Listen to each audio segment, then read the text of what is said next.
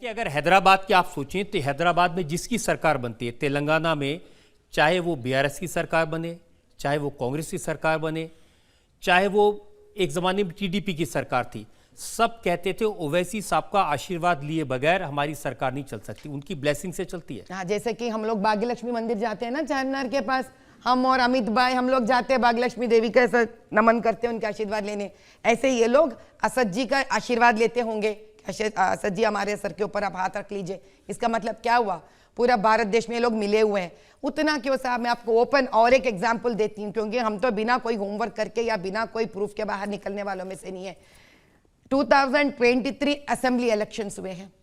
नामपल्ली एक Muslim dominated constituency है, वहां पे ठहरे थे फिरोज खान जी जो कांग्रेस के उम्मीदवार हैं।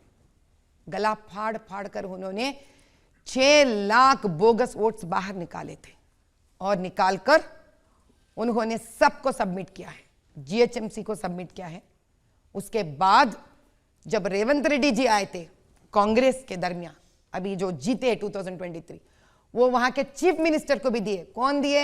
एक मुसलमान। कौन है उन्होंने? कांग्रेस पार्टी के। उनका मुंह चुप करवा दिए साहब। अब ये कौन से मुसलमान के मसीहा बन के फिर रहे हैं? ये किसी के मसीहा नहीं हो सकते साहब। तो आपका मुंह तो चुप नहीं करा सकेंगे कभी? हाँ, मेरा तो नहीं करा सकेंगे साहब। जनता में से एक सवाल ले सकते हैं। मैम से मेरा क्वेश्चन है कि मैम हैदराबाद के जो मुसलमान हैं, तो क्या आपको लगता है कि इस चुनाव में वो असदुद्दीन ओवैसी को छोड़कर आपको वोट करेंगे? मैं आपसे एक बात कहती हूं, क्या जिंदगी सिर्फ वोटों के अलावा कुछ नहीं है? जिन लोग हर पल डर से जीते हैं, एक एग्जाम्पल देती हूं मैं। एक नाम है मोहम्मद पहलवान, जो असद जी के साथ काम करते थे पहले ही। वो पहलवान के नाम से कहला जाते हैं क्योंकि वो दंगल और जो अखाड़ा होता है ना, वेरी ओल्ड स्टाइल के पहलवान है। उनके बेटे और वो एक सोशल वर्कर थे जो असद जी के साथ काम करते थे एएमआईएम में। वहां के वक्फ बोर्ड के जो लैंड्स है उसमें एक श्मशान है मुसलमानों का, उसको तोड़कर घर बनाने के चक्कर में पड़ गए थे एएमआईएम वाले। तो ये दोनों गए और पूछे साहब इसको तो बख्श दो साहब, ये वक्फ बोर्ड का है और अपने कुरान में लिखा हुआ है कि ये गलत है, नहीं करना चाहिए। पहलवान है लेकिन जाके पूछा ये बात। तब दंगा फसाद हुआ जिसके अंदर अकबरुद्दीन जी को और ओवैसी जी को बहुत अच्छी तरह से पता है किसको कैसे भड़काऊ बात कहना चाहिए। माँ बहन के गाली देते हैं तो पहलवान साहब थोड़ी चुप बैठेंगे, भैया बताइए। तो बच्चा गुस्से में आ गया, पहलवान साहब वैसे भी ठहरे थे, सतर्क है उन्होंने, लड़का जवान है, नहीं ठहर पाया, अकबरुद्दीन को मार दिया। क्या हुआ? जिंदगी उसमें इतने साल सलाखों के पीछे पड़ गए। अब आम इंसान की बात समझिए साहब, जो छोटे छोटे मदरसा चलाते हैं, पसमंदे घर से हैं, अगर हम ये कहें कि हम ये करेंगे तुम वोट देने के लिए, तब हम में और असद के बीच में क्या फर्क रह गया भैया? जब मोदी जी प्राइम मिनिस्टर उज्ज्वला योजना लेके आए थे, जो सिलेंडर देना था औरतों को, क्या सिलेंडर के ऊपर उन्होंने लिखे थे ये मुसलमान का सिलेंडर है, ये सिख का सिलेंडर है, ये हिंदू का सिलेंडर है? क्या आप समझते हैं उन्होंने इसीलिए सिलेंडर दिए उन सारे औरतों को जिसमें मैक्सिमम प्रतिशत मुसलमान घरों के औरतों को गए हैं? I have a data also which I will let you know. तो वो इसीलिए दिए क्योंकि वो गरीबी जानते हैं, वो इसीलिए दिए कि जो तकलीफ उनके माता जी ने देखी है वो कोई भी माँ नहीं देखना चाहिए साहब। हम इसी दिल से काम करते हैं, हम यही चाहते, प्रार्थना करते कि वो सारे पसमंदा वुमेन, स्त्री जो है, या सारे उस गरीब मुसलमान है, जागो भाई जागो, जागो कि आपके खुद के कौम के लोग ही आपके ऊपर ऐसे जुल्म कर रहे हैं भड़का हुआ भाषण देकर। माधवी जी, आप चुनाव के मैदान में हैं, वोट तो मांगना ही पड़ेगा और मुसलमानों का वोट नहीं मिलेगा उस कॉन्स्टिट्यूंसी में, तो कैसे जीतेंगी साहब? अभी बीफ का नाम लेकर आप वोट मांगेंगे, अयोध्या का राम मंदिर लेके आप वोट मांगेंगे, बाबरी मस्जिद के ऊपर भड़काऊ बात लेकर आप वोट मांगेंगे, ये कौन सी बात है साहब? क्या आप उस्मानिस्तान बनाने के जा रहे हैं वहां पर? आप जिन्ना नहीं, जिन्ना के बाप निकल रहे हैं आप इधर। अरे आप मुझे ये बताइए कि मुसलमान आपको वोट देंगे कि नहीं देंगे? साहब मुसलमान हमको बराबर वोट देंगे, लेकिन हम उसके लिए काम नहीं कर रहे हैं, आपको यह जानना पड़ेगा। देखिए, आपकी पार्टी के एमएलए हैं टी राजा सिंह, हाँ जी, वो गोश्त महल से एमएलए हैं। जी हाँ, उन्होंने कहा कि हमें हैदराबाद में मुसलमानों का वोट नहीं चाहिए।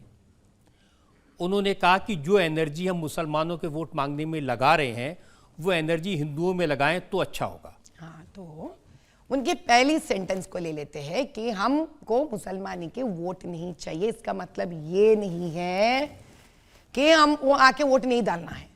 भाई साहब, उसको समझने में एक तरीका होता है।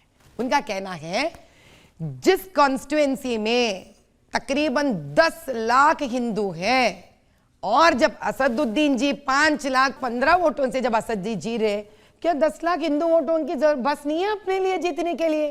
बस ये बात कह रहे थे वो। आप इसको तो कुछ और ही बोल दे रहे हैं साहब। मुझे लग रहा है कि वो चुनाव लड़ना चाहते थे, आपको टिकट मिल गया, वो थोड़े परेशान है। साहब, ये राजा सिंह भाई की प्रॉब्लम नहीं है। पूरे देश में जब भी स्त्री को जब मौका मिलता है तो थोड़ा बहुत तो जरा प्रॉब्लम तो होती है ना साहब। तो this is women empowerment issue है साहब। अब चलता है, घर में भी कैसा है, अब बोलते हैं ना लड़की को 2 जेवरात ज्यादा खरीद के देते हैं, लड़के मुंह लटका के बैठते नहीं बैठते, बताइए। तो ऐसे घर का मामला है। अब थोड़ा राजा भाई नाराज है तो ठीक है, फिर आके हमारे साथ काम भी कर रहे हैं। अभी परसों मैं उनके घर गई थी तो भाभी मिले थे हमसे, राजा भाई की पत्नी। अरे क्या स्त्री शक्ति है साहब। उन्होंने, अम्मा हम आपके साथ आएंगे और जाके धूलपेट में पूरा आपके साथ हम अभी अभी कैंपेन करेंगे बोले। तो स्त्री शक्ति के संगठन हो रहा है साहब वहां पर। वही तो मोदी जी चाहते हैं। 33.3 रिजर्वेशन क्यों लाना चाह रहे वो? क्या कि स्त्री शक्ति एकत्रित हो जाए और स्त्री बाहर निकले। आप नरेंद्र मोदी से आइडियोलॉजी पे मुकाबला करेंगे तभी तो आपको कुछ कामयाबी मिलेगी। आप तो बोल रहे हैं कि नहीं हम उनसे बड़े हिंदुत्व के लीडर हैं, तो लीजिए भुगतिए। जाटों का लीडर रहेगा, ठाकुरों का रहेगा, ब्राह्मणों का रहेगा, यादवों का रहेगा, कुर्मियों का होगा, कुशवाहा का होगा, मराठाओं का होगा, दलितों में 2 बरादरियों का होगा, ओबीसी का नेता होगा। भारत के प्रधानमंत्री पार्लियामेंट में खड़े होकर कहते हैं कि मैं सबसे बड़ा ओबीसी हूं, मगर मुसलमानों का कोई नहीं होगा।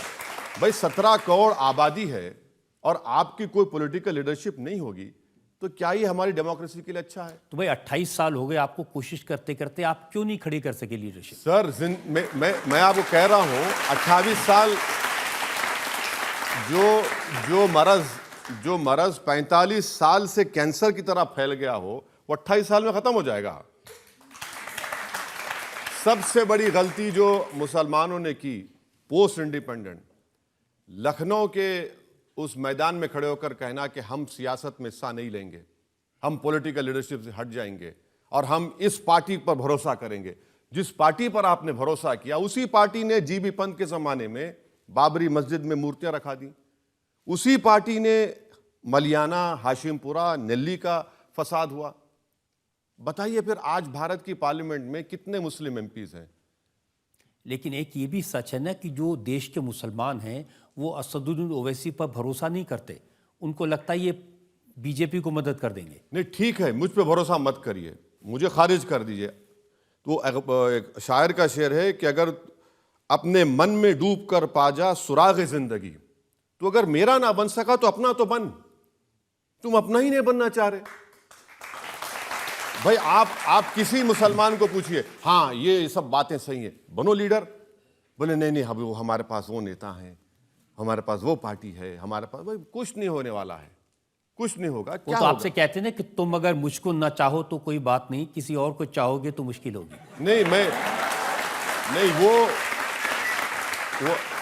ऐसा है ना, रजत जी अपने कॉलेज के जमाने का जिक्र कर रहे हैं। इसके पीछे भी एक दास्तान है। तो मेरा मामला ऐसा नहीं है। मैंने कह रहा हूं कि तुम मुझे नहीं चाहोगे, ठीक, कोई बात नहीं, तुम किसी और को चाह लो। भाई आप किसी को तो चाह लो, किसी को तो अपना लो। तुम कब तक सिर्फ बेवफाई की दास्तान बयान करते फिरोगे? भाई किसी को तो अपना लो। जब सिखों ने अपनी लीडरशिप बना ली, तो भाई हर बरादरी की एक लीडरशिप है, इसमें कोई डिनाई नहीं कर सकता। मगर जहां पर मुसलमानों की पॉलिटिकल एम्पावरमेंट की बात आएगी, ओह जिना की याद ताजा हो जाती। अरे भाई जिना को हमने ठुकराया, हम रिजेक्ट किए जिना को, इसलिए तो आज यहां पर हैं हम और रहेंगे सुबह क़यामत तक। पॉलिटिकल लीडरशिप नहीं होगी तो इसी तरह हम लोगों को घसीटा जाएगा, इस्तेमाल किया जाएगा और इंसाफ नहीं होगा। लेकिन आप देख रहे हैं कि आजकल ज़माना बदल रहा है। पहले लोग मुसलमानों की, उनके वोट की बात करते थे, अब सिर्फ हिंदुओं की वोट की बात करते हैं, राम मंदिर की बात करते हैं। नहीं, मैंने जब 2014 में नरेंद्र मोदी भारत के वज़ीर आज़म बने, मैंने अपनी स्पीच में कहा था कि मैं आपको एक चीज़ की मुबारकबाद देता हूं कि आपने इस मिथ को तोड़ दिया, मुस्लिम वोट बैंक के। मुस्लिम वोट बैंक का एक मिथ है, ये एक अफसाना है जो कभी हकीकत से ताल्लुक़ रहा नहीं उसका। इस देश में हमेशा से ही मेजॉरिटी वोट बैंक रहा, मगर मुसलमानों को एक दिल फरेब और बहुत सी खूबसूरत बातें, आपका वोट बैंक, अरे भाई तुम्हारा वोट बैंक ही नहीं है कभी। अगर आपका वोट बैंक होता तो फिर कितने एमपी जीत पाए पॉपुलेशन के लिहाज से। और नरेंद्र मोदी ने तो अब मुसलमानों को पॉलिटिकली मार्जिनलाइज कर दिया। वो बात भी नहीं करते मुसलमान वोट के बारे में, किसी को टिकट भी नहीं देते, उनके पास एक मुस्लिम एमपी भी नहीं है, एक मुस्लिम मिनिस्टर भी नहीं है। तो ये सच्चाई है कि अब उनको ज़रूरत भी नहीं है बीजेपी को, बिल्कुल मार्जिनलाइज करके रख दिया पॉलिटिकली, सोशली मुस्लिम माइनॉरिटी को इस देश में। लेकिन तेजस्वी यादव बात कर रहे हैं आजकल, वो कह रहे हैं माई के साथ बाप भी। नहीं, वो उनका तरीक़ा ये है कि यादव ही मुख्यमंत्री बनेगा और मुसलमान चेला बन के रहेगा। वो सिर्फ वाई में बिलीव करते, एम को सिर्फ इस्तेमाल करते सत्ता में आने के लिए, उसके बाद एम तो दूर रहता। लेकिन बिहार में तो आप गए थे, वहां आप एमएलए छोड़ के चले गए। वहां पर हमारे एमएलएस को आरजेडी ने खरीद लिया। 5 हमारे एमएलए जीते थे। हम लोग 4 साल मेहनत किए और 5 एमएलए सीमांचल, जो भारत का सबसे बैकवर्ड एरिया है, वहां से हमारे एमएलए जीत कर आए। तो लालू जी की कोशिश शुरू दिन से ये थी, मैं आज कह रहा हूं, वो जेल में थे, मुझे फोन करते थे, मैं फोन नहीं उठाता था उनका। कई लोग बाहर में लोग बोले कि अच्छा अपने फोन से मत करिए, बोले आप क्यों नहीं बात करना चाह रहे। मैं भाई मेरा फोन सारी दुनिया सुनती है, मैं क्यों बात करूं, जेल में कोई आदमी है। फिर वो किसी और उनका आदमी है, बोला नहीं बात करूंगा। वो बोलते नहीं तुम्हारे एमएलए हमको दे दो। बोले क्यों देंगे हमारे एमएलए आपको, आप हमारे 5 एमएलए जीते, उन चारों को, बेईमानों को आपने खरीद लिया। और खरीद के सीमांचल को आपने क्या किया, कुछ नहीं फायदा किया सीमांचल का। अब क्या हो रहा है, अब उनके पास सत्ता चले गई। अब तेजस्वी को बताना पड़ेगा कि हाउ डू यू फील, मजा आ रहा है आपको अभी। तेजस्वी क्या गलती है, चाचा ने पलटी मारी है। मैं सिर्फ 19 सीट लड़ता हूं तो मैं वोट काटने वाला बन जाता हूं, और आप बीजेपी को 2-2 मरतबा सत्ता दे देते हैं, तो आप राजा हरिश्चंद्र हैं। आप बताइए क्या है ये कितना पॉलिटिकल ऑपोजिशन क्या है। इससे एक बात साबित होती है कि कोई भी नहीं चाहता इस देश में कि मुसलमानों की कोई पॉलिटिकल लीडरशिप बने। देखिए कितने सारे लीडर हैं, जैसे ममता बनर्जी हैं, उनके बारे में तो माना जाता है कि वो मुसलमानों की खैर ख्वाह हैं। मैं समझ रहा हूं आप कहां लेकर जा रहे हैं मुझे, मगर आप फिक्र मत करिए, मैं उस जवाब दूंगा जब आप लेकर जाएंगे मुझे। तो ये बिल्कुल सही है। आप और हम कभी मालदा, मुर्शिदाबाद चले जाएंगे, वहां पर आप जाकर देखेंगे जो जमीन में पानी है, WHO लिमिट से ज्यादा आर्सेनिक उसमें है।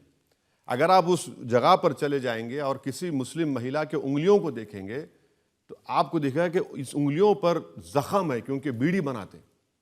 अब मुझे बताइए फिर सेकुलरिज्म के माने क्या है, ये क्या सेकुलरिज्म कर रहे हैं आप, कितना शेयर है आपके गवर्नमेंट एम्प्लॉयमेंट में। तो यही तो मुस्लिम कम्युनिटी को समझना है कि भाई आप सिर्फ इस्तेमाल हो रहे हैं और आपको अपनी लीडरशिप को बनाना है। लेकिन वहां तो लोग एन ब्लॉक वोट देते बिल्कुल देते हैं, बिल्कुल देते हैं, वही तो देते हैं, क्योंकि उनके पास ऑप्शन भी नहीं है। और उनको लगता है कि कांग्रेस और सीपीएम भी कुछ नहीं करी, लेफ्ट फ्रंट की गवर्नमेंट थी, मगर वहाँ पर जो social, economic, health indicators Bengal के मुसलमानों के बहुत ख़राब है। इसमें कोई डिनाई नहीं कर सकता, डेटा है उसका। और आप बजट क्या देते हैं, बजट भी बिल्कुल कम देते हैं, मगर मुसलमानों को सिंबॉलिज्म बहुत पसंद। अब रमज़ान आएगा तो चीफ मिनिस्टर अपने सर पर पूरा बांध कर आकर बैठकर बिस्मिल्लाहिर्रहमानिर्रहीम, और हम खुश, अरे उसने बिस्मिल्लाहिर्रहमान कह दिया। अरे भाई बिस्मिल्लाहिर्रहमानिर्रहीम तो हो रहा, मगर तुम्हारा क्या और बिस्मिल्लाह हो रहा है, उसकी फिक्र ही नहीं है। तो ये चीज़ें हैं। तो आप वोट के तौर पर इस्तेमाल तो कर रहे हैं, मगर उनको कुछ फ़ायदा तो पहुंचाइए। आप फ़ायदा नहीं पहुंचा रहे। अब आप देखिए वो जो वहाँ गड़बड़ चल रही है, शाहजहां शेख। बिल्कुल, आप क्यों ऐसे लोगों को प्रमोट करते? आप क्यों उनको आगे लेकर आ रहे हैं? अब बीजेपी को मौका मिल गया कि हिंदू मुस्लिम कर दिया, जबकि शाहजहां शेख के दोनों साथी हिंदू हैं। तो ये चीजें हैं। आप मालदा मुर्शिदाबाद मैं खुद जाकर देख कर आया हूं, वहां बुरा बीजेपी हाल को तो है।